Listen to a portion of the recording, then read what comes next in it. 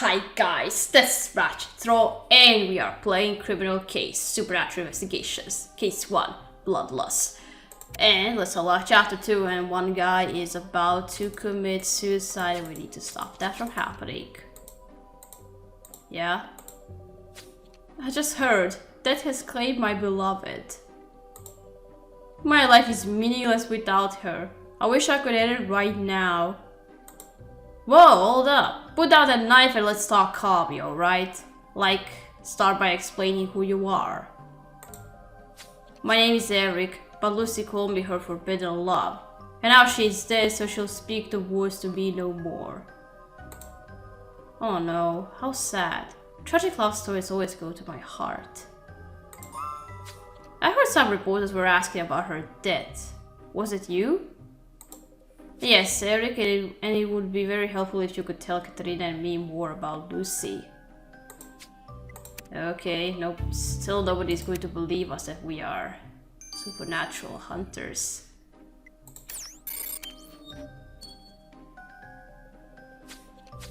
Katrina, Lucy was the love of my life. How? Well, how can I possibly go on without her? Can't imagine what you're going through. So hard for me to hear our love torn apart. Had you been together long? Not long, but our devotion was so deep and forbidden. I'm older than Lucy, and my family didn't approve of our love, but I didn't care. She was so pure, so sweet. We held hands in the moonlight and read poetry. Just last week we had our first kiss at her favorite spot, the stone giant statue.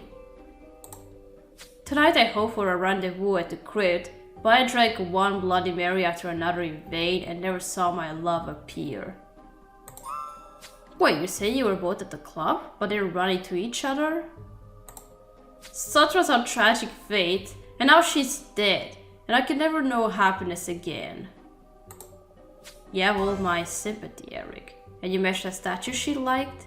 Katia and I had better investigate it. Okay, what's this stone statue about?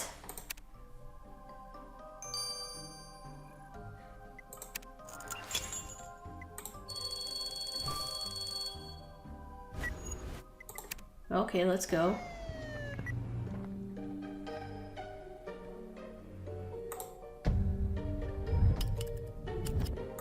Oh, a cake. Seeing where the statue is, it's beneath the bridge.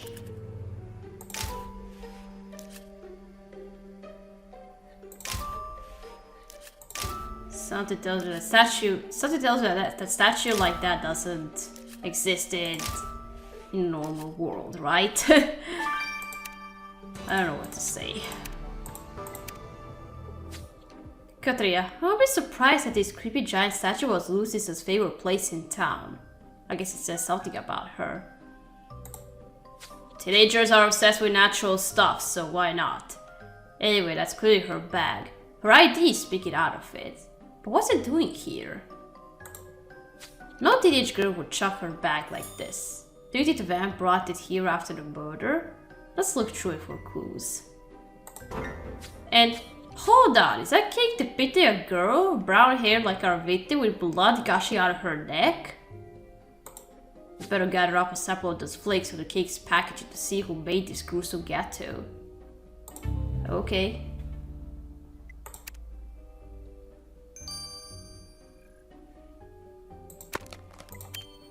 Alright, so let's first see this cake.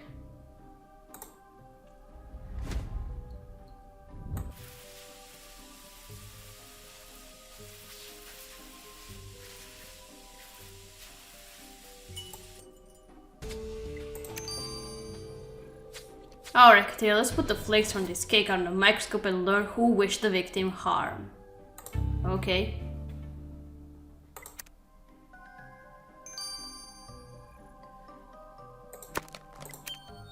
Okay, now the bag. Let's search through. Oh, what's this?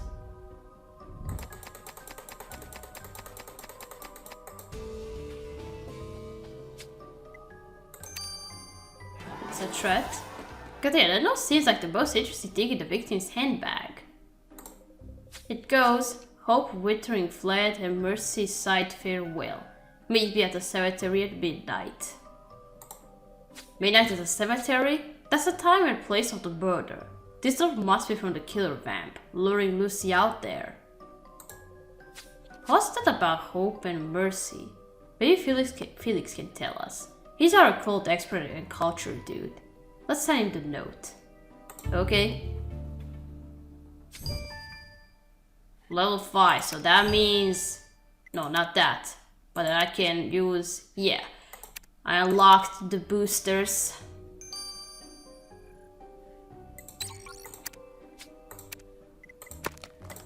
Alright, now let's analyze this.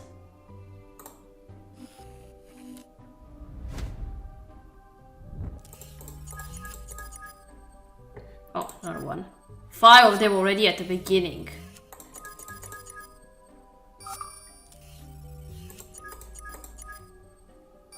What, it's going backwards? It was always first. You pick 2 of them, then 3, 4, and 5. The flakes for that aggressive kick were apparently from purple nail polish. Who has nail polish? Well spotted at the end. The shade exactly matches the varnish that Mina was wearing. So the victim's best friend is the one who made this cake showing her death. Way to speed up the sacred bonds of friendship. Let's ask Mina about this. I knew it was going to be you.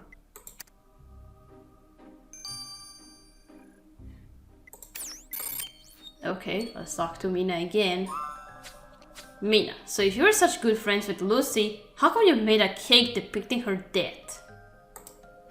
Oh no, you found it, Katrina, and now you're looking at me with that judgy face. Look, Lucy and I had a fight. She kept saying that vampires were real and then making fun of me when I tried stopping the crazy talkiness. I was like, girl, I'm allergic to garlic. Does it make me a vamp now? And she said I was dumb. Like, hello. So I told her I hope she'd get eaten by her vampires and made her that cake. But now I heard she was killed by an actual real vampire with the fangs and the blood and the menacing swoop page. Where did you hear that? I don't know, people at the club were talking. Not the point. Point is, I didn't really want her to die. Not like that. Not like anything. This party was supposed to be fun, Katrina. Not all deathy and vampire-y and nightmare-reducing. No fangs on the teeth. Let's check out the killer's note. Is there something else on the note? Probably this is a quote of some kind. Yo, Katrina, what's up? Been looking forward to seeing you. The hot new recruit joining the team. Hello. I guess I should fill you in on me, like what my deal is and how I came to be in this supernatural hunting life. Only if you want to, dude. It's a short story. Was a college student, but then a lizard buster came along, chomped on me. Boom. I can never walk again and have to figure out what the heck happened. Oh. So I hid the books in a new way, started all this occult stuff. Then the chief found me. And lucky he was, because I'm like the best at this now. Well, hotshot, what do you have on the killer's note that we sent you? All that about Hope fleeing and Mercy sighing? That was on the culture side, not so much the occult. The whole withering situation is a quote from one dusty poet, Lord Byron. Byron was a 19th century British bad boy sort of dude. Wrote lots of gothic drama stuff. You can clearly feel his vibe. So, murderous vampire reads dramatic poetry? Sounds fitting, Katerina. Granted, this case hasn't been short of drama with creep parties and all. And on that note, we should visit the place again. Well, it clearly is. The killer is in some sort of supernatural stuff. A god, then an allergy to garlic. I always forget that it's called garlic. And then drinks Bloody Mary. So, who likes to dress here as a god? All I can think about is the DJ. But not everybody except for that vampire guy has fangs. I didn't see that on other suspects. Or they could be hiding their fangs somehow. I'm not touching the bat.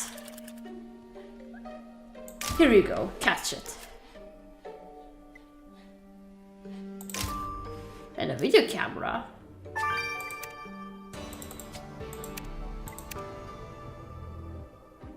Is that a bat? Oh, Katarina, get it off me! I hate bats! Well, I also hate when they fly over me as well. And then the sound they make. I just love a Batman. The flying menace is contained.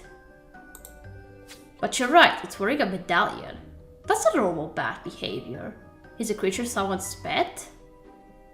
Maybe from the many vampires is. Vampires have an affinity with them, as you probably know. Revealing the name of this medallion will give us a bat's master. Or maybe the bat is a vampire himself.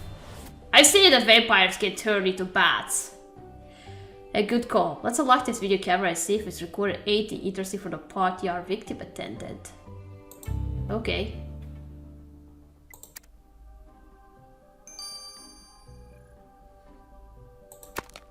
Okay, let's toss the medallion.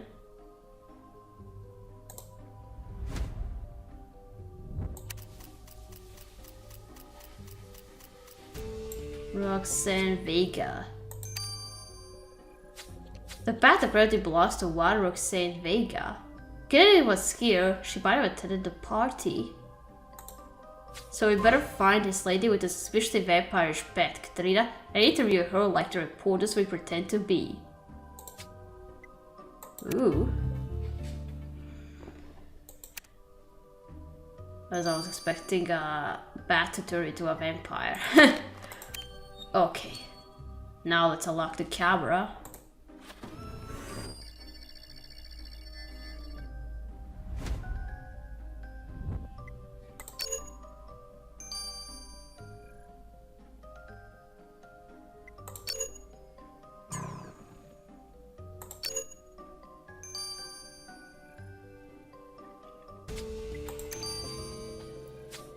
Great, Katia. Let's get the video camera to our tech expert, Hope. She's an enigmatic cookie, but I hope you'll like her. Okay. We'll meet her when this analysis finishes. In 6 hours only, not 12. Okay, let's go have a chat with Roxanne now. Miss Vega, we'd like to ask you a few questions about the party tonight. As you might know, one of the attendees died. Yes, I heard. Unfortunate. I don't know the girl, but it's quite selfish of her to die just as we were having such a fun time. You, though, you look unusually attractive for reporters. Can I invite you for a nice Bloody Mary? Whatever your names are. I don't know how the Bloody Mary tastes like, but...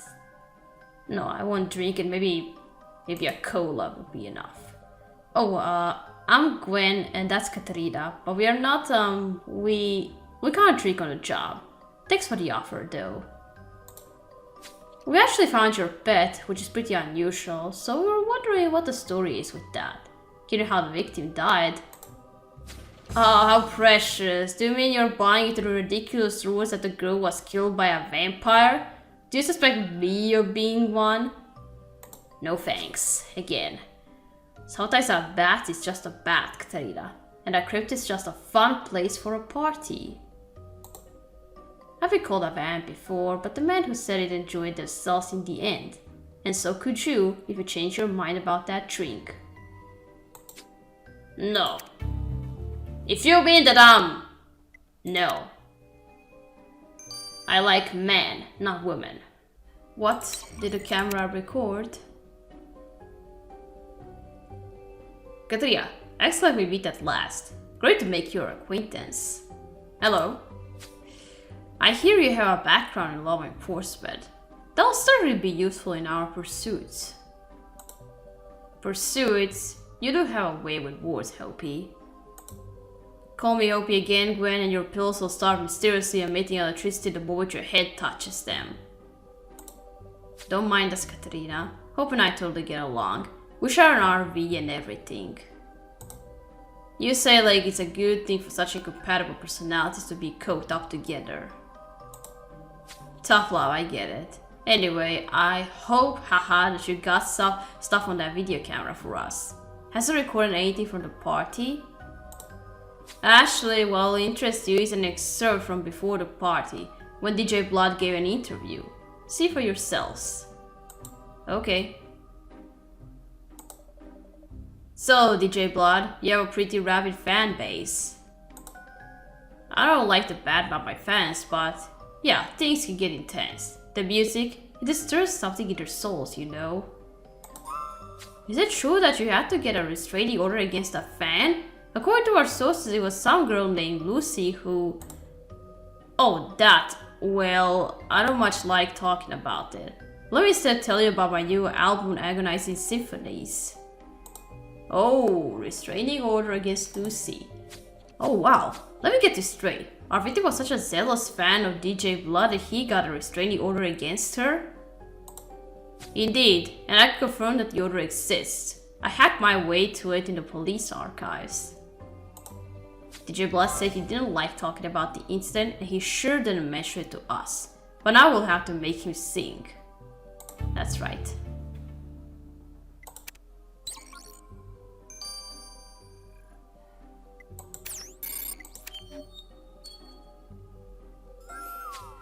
Like a delicious Bloody Mary, she wore a robe of spice and death. DJ Blood? Sorry to interrupt, but we gotta talk to you about Lucy Winters. The song I'm composing is about her. I'll call it Bloody Lucy. What do you think, Katria? Deep, isn't it? We think it's pretty odd of you to be making music about a girl against whom you filed a restraining order recently. I always sublimate my suffering into art. I wrote a song about my garlic allergy once too. Music traverses this plane of torment. Alright, but tell us the truth about what happened between you and Lucy. She was too intense a fan, I take it. Well, the girl did send me a lot of letters and followed me places, and then broke into my house. After that, I took action. But I knew she couldn't help herself. I write a sort of sound that really shakes people up. It spoke too loud to her, man. It's like Byron said, music's in all things. Everything comes down to music, including her going crazy town on me. I didn't blame her. Ooh, it could be you, as something tells me it's going to be you. And not that other vampire, because I have a feeling I'm gonna meet him again in another case. Gwen, where are you in Katrina investigation? Have you found a murdering vampire yet? No, we found a lady who has a bat for a pet though, so that's unusual. And we met the victim's boyfriend. He seems horribly caught up about her death. The poor thing. Gwen, we talked about cases like this. Any one of these suspects would secretly be a vampire. Nobody's a poor thing until proven innocent. I guess. Oh, and we also learned that our victim was convinced vampires were real. To the point of falling out with her best friend over it, which makes me wonder if she really knew something. Maybe she did, but we have a bigger problem now. A whole crowd of people at the cemetery are shouting about vampires. We're about to have mass panic on our hands. Oh, now you believe in vampires.